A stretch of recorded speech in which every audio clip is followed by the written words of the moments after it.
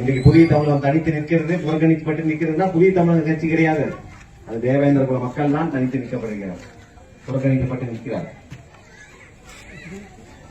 இத்தனை இடங்களுக்கு போராட்டங்களுக்கு நடுவே புதிய தமிழகம் தனித்து களம் காண்கிறது என்றால் ஒரே விஷயத்துக்காக தான், அது தேவேந்திர குல வேளாளர்களின் தன்மானத்தை காப்பதற்காக மட்டும்தான்.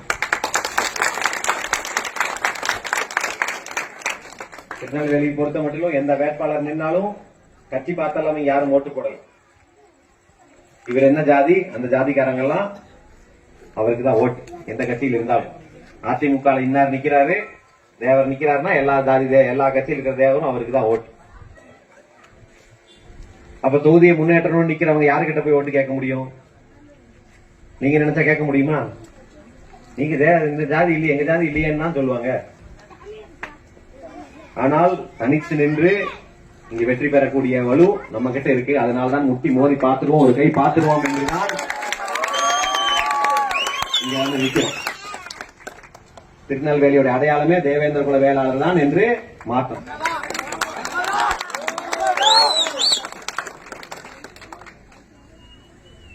கவின் என்ற ஒரு இளைஞர் படுகொலை செய்யப்பட்டார். அதற்கு நான் கொஞ்சம் கடுமையாக பேசினேன். கடுமையாக எதிர்ப்புகள் எல்லாம் வந்துச்சு, அதையெல்லாம் பொருட்படுத்தல.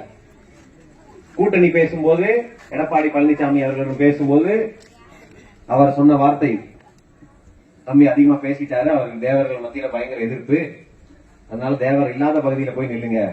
எங்க போய் நிக்கணுமா? அதாவது நம்ம மக்கள் எங்க இருக்கிறாங்களோ அங்க நிக்க கூடாது. நம்மளும் அவங்களும் ஒன்னாதான் இருக்கிறோம். அவங்க எங்கெல்லாம் இருக்கிறாங்களோ அவங்களும் நம்ம இருக்கிறோம். அந்த பகை நம்ம ஆரம்பிச்சது கிடையாது. அது எத்தனையோ வருஷத்துக்கு முன்னாடி ஆரம்பிச்சது. எப்ப முடியுமோ யாருக்கும் தெரியாது. நம்ம அமைதியை விரும்பக்கூடிய மக்கள். அப்ப எங்க நின்று பேசி எந்த எடப்பாடி பழனிசாமி எந்த ஊர்ல பேசி இப்படி வந்துச்சோ அந்த ஊர்ல இருந்து தான் நான் வெற்றி பெறுவேங்கிறதுக்காக தான் இங்க திருநெல்வேலி வந்து நிற்கிறேன். 70 வருஷத்துல ஒத்த ஆளு கிடையாது. திமுக ஒத்த ஆள் சொல்லுங்க. இந்த தேவேந்திர குல வேளாளர் பெரிய பதவியில் இருக்கிறாரு, அமைச்சரா இருக்கிறாருன்னு சொல்றது ஒரு ஆள் இருக்கிறாங்களா? அதிமுக ஒரு ஆள் இருக்கிறாங்களா? 70 வருஷத்துல 80 லட்சம் மக்கள் இருக்கிற இந்த ஜாதியில ஒத்த ஆள் கிடைக்கலையா அவங்களுக்கு எல்லாம்? இதே ராஜலட்சுமி அவர்கள் சங்கரங்கோயில்ல அமைச்சராக இருந்தாங்க. நீங்க பக்கத்துல தான் இருக்கு தொகுதி. அமைச்சர் அந்த அமைச்சர் தான் கொடுப்பாங்க. ஆனா இந்த முறை எம்எல்ஏ சீட்டை கொடுக்கல.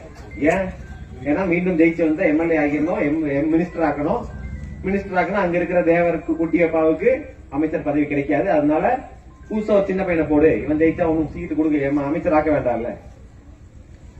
இதே மாதிரி திமுகலையும் இப்ப நம்ம ஜாதியில ஒரு அமைச்சர் இருக்கிறாங்க. யாருன்னு தெரியுமா உங்களுக்கு?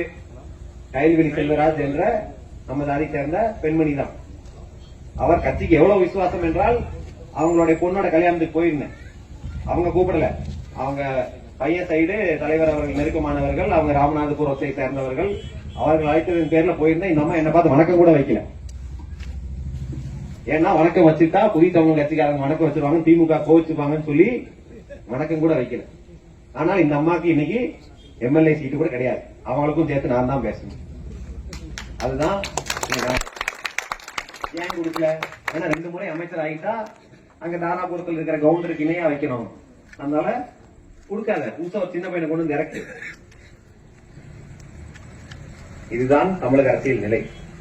அப்ப இந்த தளத்துல நின்றுதான் ஜாதி ஜாதின்னு பேச வேண்டியது இருக்குது. நான் பேசல, நம்மளை பேச வைக்கிறான். அதனால இதையெல்லாம் உணர்ந்து விட்டு நான் வெறும் எம்எல்ஏ ஆகிறதுக்காக உங்ககிட்ட கேட்கல. அப்படி ஆக வேண்டும் என்று சொன்னால் எடப்பாடி பழனிசாமி அவர் சொன்ன மாதிரி 2 சீட்டோ 3 சீட்டோ வாங்கிட்டு எங்கேயாவது நின்று எம்எல்ஏ ஆகி போயிருக்கலாம். அப்படி போயிருந்தால் நம்ம மக்களுக்கான அரசியலையும் பேச முடியாது, அதையும் கேட்க முடியாது. தலையாட்சி பொம்மைகளை போல தனித்தொகுதியில் வெற்றி பெற்றுக் கொண்டு இருந்துவிடலாம். ஆனால் சுயமரியாதையோடு நிற்கிறோம், தன்மானத்தோடு நிற்கிறோம். அதுதான் நம்ம மக்கள் விரும்புவார்கள் என்று டாக்டர் ஐயா முடிவு எடுத்தனாலதான் இன்னைக்கு இங்க அப்போ போட்டு ஓட்டு போடுங்கன்னு கேட்க வரல. ஓட்டு போட வேண்டியது உங்களுடைய கடமை என்று சொல்ல வந்திருக்கிறேன். உங்கள் கடமையை சிறப்பாக ஆற்றுங்கள். என்ன தினத்துக்கு ஓட்டு போடுவீங்க? இது போதும். வெற்றி பெற்றவுடன் திரும்பி மீண்டும் வருகிறேன். உங்களை எல்லாம் சந்திக்கும் வரை நீங்கள் நிறைய இந்த குறித்த வரவேற்புக்கும் இந்த வருகை தந்த அனைவருக்கும் நன்றி கூறி விடைபெறுகிறேன். நன்றி, வணக்கம்.